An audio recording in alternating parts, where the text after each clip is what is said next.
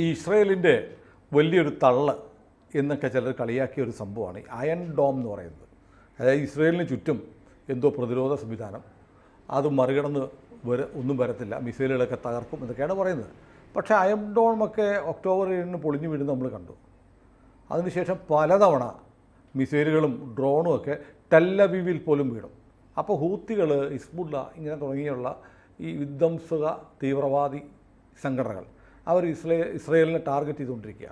ഈ അയൺ ഡോമൊക്കെ പൊളിക്കാൻ ഇവർക്ക് കഴിയുമോ? എന്താ ഈ അയൺ ഡോം എന്ന് പറഞ്ഞാൽ?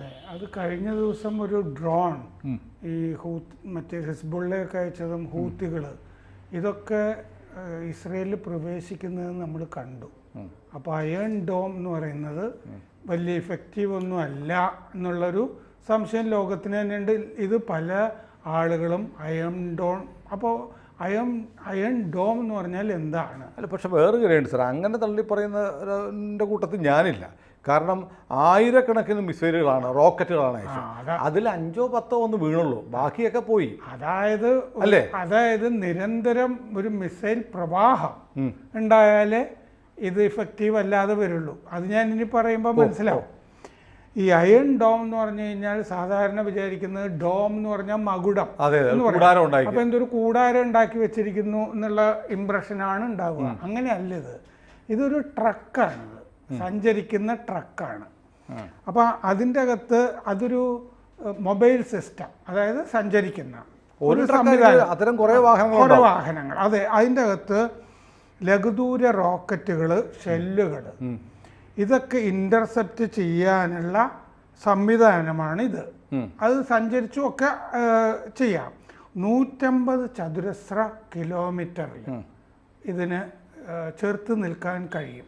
മിസൈലിനൊക്കെ കണ്ടു കഴിഞ്ഞാൽ ആൻറ്റി മിസൈലുകൾ അയച്ചിട്ട് അതിനെ തകർത്ത് കളയാനായിട്ട് പറ്റും. 150 ചതുരശ്ര കിലോമീറ്റർ എന്ന് പറയുമ്പോൾ 58 ചതുരശ്ര മൈൽ. ഇത് ഉണ്ടാക്കിയിരിക്കുന്നത്, ഇത് missile launcher, control station, radar, ഇതിൻ്റെയൊക്കെ കോമ്പിനേഷനാണ് ഈ അയൺ ഡോം എന്ന് പറഞ്ഞാൽ. ഇത് ഉണ്ടാക്കിയിരിക്കുന്നത് റഫേൽ അഡ്വാൻസ്ഡ് ഡിഫൻസ് സിസ്റ്റംസ്. ഇത് ഇസ്രയേലിന് മാത്രമേ ഉള്ളൂ, രാജ്യത്തിനും ഇല്ല. അവരുടെ പ്രദേശം ചെറുതാണല്ലോ. പിന്നെ നിരന്തരം ഹമാസും ഇങ്ങനെ ആക്രമിച്ചുകൊണ്ടിരിക്കുന്നത്. റഫേലാണ് ഉണ്ടാക്കിയിരിക്കുന്നത്. നമ്മൾ റഫേൽ വിമാനങ്ങൾ ഉണ്ടാക്കിയിരിക്കുന്നത് 2011 ഉണ്ടാക്കിയത്. ട്രക്കിലാണ്. ഗൈഡഡ് മിസൈൽസ്, നിയന്ത്രിത മിസൈൽ, അതായത് ഇന്നടത്ത് പോയിട്ട് ഇന്നത് ശരിയാക്കിയിട്ട് വാ എന്ന് പറയുന്നതാണ് ഗൈഡഡ് മിസൈൽ, കൺട്രോൾ ചെയ്യാവുന്നത്. അപ്പോൾ ഷോർട്ട് റേഞ്ച് ഭീഷണികളെയാണ് പ്രധാനമായിട്ട് ചെറുക്കാൻ പറ്റുന്നത്. ഈ ഗൈഡഡ് മിസൈലിനെ കുറിച്ചൊരു കാര്യം എന്ന് പറഞ്ഞു, ഞാൻ കേട്ടിട്ടുള്ളതാണ്. അതേപോലെ ഗൈഡഡ് മിസൈൽ പറയുകയാണ്, ഒരാളെ കാറിലിരിക്കുന്ന ഒരാളെ ടാർഗറ്റ് ചെയ്ത് മിസൈൽ വിടുകയാണ്. അയാൾ കാർ ഓടിച്ച് പോയാലും ആ മിസൈൽ പുറകെ പോകും. അത് പോകും. അതായത് കാർ നിൽക്കുന്നത്, ഇപ്പം വൈറ്റില ജംഗ്ഷനിൽ കാർ ഇട്ടിരിക്കുന്നു, വൈറ്റില ജംഗ്ഷനിലേക്ക് വിട്ടാൽ കാറ് പോയാലും വൈറ്റില വീഴത്തില്ല, ഇത് കാറിൻ്റെ പിന്നാലെ പോകും. അതെ, പ്രോഗ്രാം ചെയ്തിരിക്കുക. ഈ ആളെവിടെയാണോ അവിടെ പോകണം. ഇപ്പോൾ ഇരിക്കുന്നതല്ല, അയാൾ മൂവ് ചെയ്താൽ അതിൻ്റെ പിന്നാലെ പോകണം. അങ്ങനെയല്ലേ നമ്മൾ ബാലക്കോട്ടിലേക്ക് അയച്ചത്? അങ്ങനെ കൃത്യമായിട്ടാണ്. വലിയ റൂഫ് മാത്രം തുളച്ചിട്ട് വലിയ പ്രശ്നമൊന്നുമില്ലാതെ കൃത്യമായിട്ട് പോയി. അത് ഗൈഡഡ് ആണ്. ഇസ്രയേലിൻ്റെ റോക്കറ്റ്, മോർട്ടാർ, ഡ്രോൺസ്, ഇതിനെയൊക്കെ തകർക്കാനുള്ള സംവിധാനമാണ് ഈ അയൺ ഡോം എന്ന് പറയുന്നത്. ഇനി ഈ അയൺ ഡോം ഇഫക്റ്റീവ് ആണോ ഇല്ലയോ എന്നുള്ളത്, കഴിഞ്ഞ കുറച്ച് ദിവസങ്ങളായിട്ട് ഇത് കുഴപ്പത്തിലാകാം എന്ന് പറഞ്ഞ് വാർത്തകൾ വരുന്നു. ഞാൻ പ്രധാനമായിട്ടും പറയുന്നത് ഇസ്രയേലിലെ റിച്ച്മാൻ യൂണിവേഴ്സിറ്റിയുടെ ഇൻസ്റ്റിറ്റ്യൂട്ട് ഫോർ കൗണ്ടർ ടെററിസം, ഒരു യൂണിവേഴ്സിറ്റി ആയിട്ട് ചേർന്ന് തന്നെ ഇൻസ്റ്റിറ്റ്യൂട്ട് ഫോർ കൗണ്ടർ ടെററിസം ഉണ്ടെന്ന് ആലോചിച്ചു. ഒരു രാജ്യത്തിന് വേണ്ടി വരുന്നു, ഒരു കോഴ്സാണ്. ആ കോഴ്സ് ഇന്ത്യയിലും വേണ്ടതാണ്. അതെ, അങ്ങനെ ചെയ്തിരിക്കുന്നു. അവരും അമേരിക്കയുടെ centre for strategic and international studies, ഇവർ രണ്ടുപേരും പറഞ്ഞിരിക്കുന്നത് വെച്ചിട്ട് ഈ ഹിസ്ബുള്ളയ്ക്ക് 2006 മുതൽ അവർ ഒരുപാട് ആയുധശേഷി കൈവരിച്ചിട്ടുണ്ട്. ഒരു ഭരണകൂടത്തിൻ്റേതല്ലാത്ത ലോകത്തിലെ ഏറ്റവും വലിയ സൈന്യമാണ് അത്. അപ്പോൾ 3000 മിസൈൽ അവർക്ക് വേണമെങ്കിൽ ഒരു ദിവസം അയക്കാം. അത് 3 ആഴ്ച വരെ അവർക്ക് അങ്ങനെ അയച്ചുകൊണ്ടിരിക്കാനുള്ള ശേഷി ഇപ്പോൾ അവരുടെ കയ്യിൽ കേപ്പബിലിറ്റി ഉണ്ട്. അങ്ങനെ 3000 മിസൈൽ അയക്കുകയാണെങ്കിൽ എയർ ഡിഫൻസ് കൊളാപ്സ് ചെയ്യും. അതാണ് അത്ര പോസിബിൾ അല്ല. അത് പോസിബിൾ അല്ല. മാത്രമല്ല അത് 3 ആഴ്ചയല്ലേ പറ്റുള്ളൂ. അപ്പോൾ അത്രയല്ലേ, അതോടുകൂടി തീർന്നില്ല. അതെ, മാത്രമല്ല ഇവന്മാർ ഈ മിസൈൽ ഉണ്ടാക്കുന്നത് മറ്റേ ഈ PVC പൈപ്പ്, വീടുകളിലെ ജലം വിതരണത്തിനുള്ള പൈപ്പെല്ലാം മുറിച്ചെടുത്ത് അതിനകത്ത് സ്ഫോടക വസ്തുവൊക്കെ വെച്ചിട്ടാണ് ഈ മിസൈലുകൾ ഉണ്ടാക്കുന്നതെന്നൊരു വാർത്ത വന്നിരുന്നു. ഇപ്പോഴും നമ്മൾ 2-3 ഘട്ടത്തിൽ ഡ്രോൺ അവിടെ വന്നതായിട്ട് കണ്ടുള്ളൂ. ഒരെണ്ണാണെങ്കിൽ മരുഭൂമിയുടെ പ്രദേശത്താണ് വന്നത്. ഒരെണ്ണം വന്ന് ഇലക്ട്രിക് ലൈനിൽ കുരുങ്ങി കിടക്കുന്നുണ്ട്. അതെ, ഇത് ശരിക്കും ജനസാന്ദ്രതയുള്ള ഭാഗത്തു നിന്നൊക്കെ ഇപ്പോൾ ഒഴിവാക്കിയിട്ടുണ്ട്. കാരണം ഈ ഡ്രോണൊക്കെ വന്ന് മിസൈലോ അങ്ങനെ ഈ ആളുകൾ കൂട്ടമായിട്ട് നശിച്ച ഒരു സംഭവം ഇസ്രായേലിൽ ഇതുവരെ ഉണ്ടായിട്ടില്ല. അതാണ്. അപ്പോൾ അങ്ങനെ ഈ ലെബനനിനെ മൊത്തത്തിൽ തകർത്ത് കഴിഞ്ഞാൽ ഹിസ്ബുള്ള നാമാവശേഷമാകും എന്നും കരുതേണ്ടതില്ല. ഇതൊരു മുൻകരുതലായിട്ട് വന്നിരിക്കാം. പക്ഷേ ഇങ്ങനെ ഒരു മുന്നറിയിപ്പ് അമേരിക്കയും ഇസ്രയേലിന് എയർ ഡോം മാത്രം വെച്ചിട്ട് നിങ്ങൾ എല്ലാം ശരിയാവുമെന്ന് കരുതരുത്, എന്തെങ്കിലും ഒരു അത്യാവശ്യം വന്നാൽ ഞങ്ങളും കൂടെ ഉണ്ട് എന്ന് പറഞ്ഞതായിട്ട് റിപ്പോർട്ടുകളിൽ കാണുന്നുണ്ട്.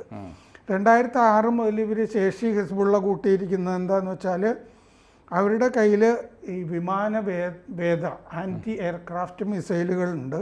1,20,000 മുതൽ 2 ലക്ഷം വരെയുള്ള മിസൈലുകളുടെ സ്റ്റോക്ക് ഉണ്ട്, സംഭരണം ഉണ്ടാക്കിയിട്ടുണ്ട്. ഡ്രോണുകൾ പലപ്പോഴും ഈ ഡോമിനെ വെട്ടിക്കുന്നതായിട്ടും കാണുന്നുണ്ട്. അതുകൊണ്ടാണ് ഇതൊക്കെ വന്നത്. ഹിസ്ബുള്ളയുടെ ജനറൽ സെക്രട്ടറി സയ്യദ് ഹസൻ ഹസറുള്ള പറഞ്ഞിരിക്കുന്നത് ഞങ്ങൾക്ക് 1,00,000 ഭടന്മാരുണ്ട് എന്നുള്ളതാണ്. അത് ഇത്തിരി കുറയ്ക്കാൻ പറഞ്ഞു കഴിഞ്ഞാൽ നല്ലതായിരിക്കുന്നതാണ് പറയുന്നത്. ഒരു പൂജ്യമൊക്കെ കുറച്ചല്ല. അപ്പോൾ അതിൻ്റെ 1/3 ഉണ്ടാവും എന്നാണ് ഒരു യഥാർത്ഥ കണക്കെടുപ്പ്. സിറിയയിൽ പോരാടിയ അനുഭവം ഉണ്ട് അവർക്ക്. വാർ വെറ്ററൻസ് എന്നൊക്കെ പറയില്ലേ, അനുഭവ സമ്പത്ത് ഉള്ള ആളുകളാണ് എന്നവർ പറയുന്നുണ്ട്. പക്ഷേ നമ്മൾ ഈ പറഞ്ഞതിൻ്റെയൊക്കെ ഈ കണക്കിൻ്റെയൊക്കെ വെളിച്ചത്തിൽ കുവൈറ്റ് പൗരന്മാർ ലെബനനിലേക്ക് പോകണ്ട എന്ന് കുവൈറ്റ് ഉത്തരവ് ഇറക്കിയിട്ടുണ്ട്. ലെബനനിലുള്ള ആളുകൾ മടങ്ങി വരാനും കുവൈറ്റ് പറഞ്ഞിട്ടുണ്ട്. അപ്പോൾ ഇതൊക്കെ കുറച്ച് ഗൗരവത്തിൽ എടുത്തിട്ടുണ്ട്. അമേരിക്കയും ഫ്രാൻസും ഇടപെടുന്നുണ്ട് ഇങ്ങനെ ഒരു വലിയ കൂട്ടക്കുരുതി ഉണ്ടാകാതിരിക്കാൻ. കാരണം ലെബനനുമായിട്ടൊരു ലാർജ് സ്കെയിൽ യുദ്ധം വരുമോ എന്നൊരു സംശയം നിലനിൽക്കുന്നു. ആശങ്ക ഇപ്പം നിലനിൽക്കുന്നുണ്ട്. ലെബനന് വലിയ ശേഷിയൊന്നുമില്ല. ഹിസ്ബുള്ളയെ ഇറാൻ സഹായിച്ചിട്ടൊക്കെ രാജ്യത്തിന്റെ പല ഭാഗം പലരുടെ കയ്യിലാണ്.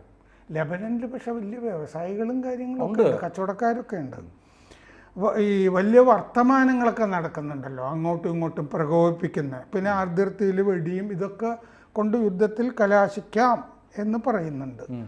ഇതാണിപ്പോൾ സാഹചര്യം. അപ്പോൾ ഒരു മുന്നറിയിപ്പുണ്ട്, ഇസ്രയേൽ കരുതിയിരിക്കുന്നു ഒരു യുദ്ധം എന്തായാലും വ്യാപിക്കും.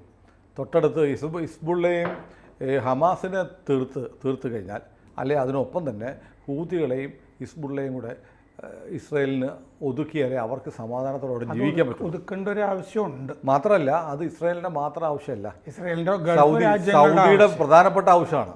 സൗദി അറേബ്യക്ക് ഇവന്മാരെ കൊണ്ട് പൊറുതിമുട്ടിരിക്കുക. ഏറ്റവും വിശുദ്ധമായി അവർ കരുതുന്ന കാബയ്ക്ക് നേരെ പോലും ഇവന്മാർ ഹൂതികളും മിസൈൽ വിടും. അതെ, ആ സമയത്ത് ഈ ഗൾഫ് രാജ്യങ്ങളുണ്ടല്ലോ, പ്രത്യേകിച്ച് ജോർഡാൻ, ഈ ഇസ്രയേലിന് താവളമൊക്കെ കൊടുക്കുകയാണെങ്കിൽ ഈ എളുപ്പത്തിൽ കഥ കഴിക്കാൻ കഴിയുമെന്നാണ് ഞാൻ കരുതുന്നത്. അല്ലാതെ ഈ തിയറി മൊത്തത്തിൽ ഞാനും വിശ്വസിക്കുന്നില്ല. ഇങ്ങനെ തിയറികൾ വന്നിട്ടുണ്ട്. ഈ അയൺ ഡോം ഒരു ശാശ്വത ഏതായാലും എന്തെങ്കിലുമൊക്കെ നടക്കും, ഇനിയും നടക്കും.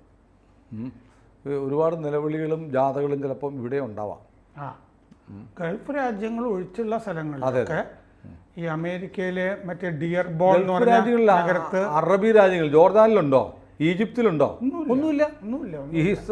പലസ്തീനില്, ജർമ്മനിയില്, അമേരിക്കയില്.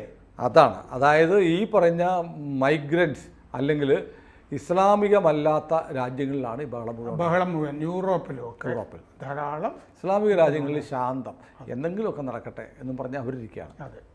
കൂടുതൽ വാർത്തകളും വിശേഷങ്ങളും നിങ്ങളിലേക്ക് എത്താൻ ABC മലയാളം സബ്സ്ക്രൈബ് ചെയ്യുക, ബെൽബട്ടനും അമർത്തുക.